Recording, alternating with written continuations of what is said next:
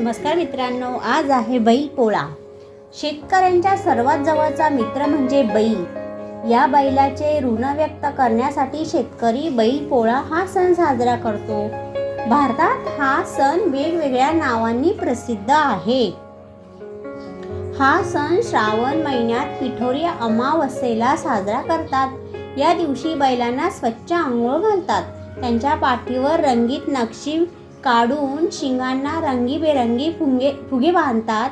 बैलांना सजवून त्यांची वाजत गाजत मिरवणूक काढतात। सुवासिनी बैलांची पूजा करून त्यांना पुरणपोळीचा नैवेद्य खाऊ घालतात।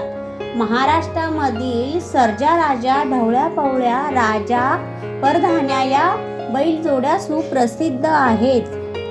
हा सण आपल्याला मुक्या प्राण्यांवर प्रेम करण्याची शिकवण देऊन जातो।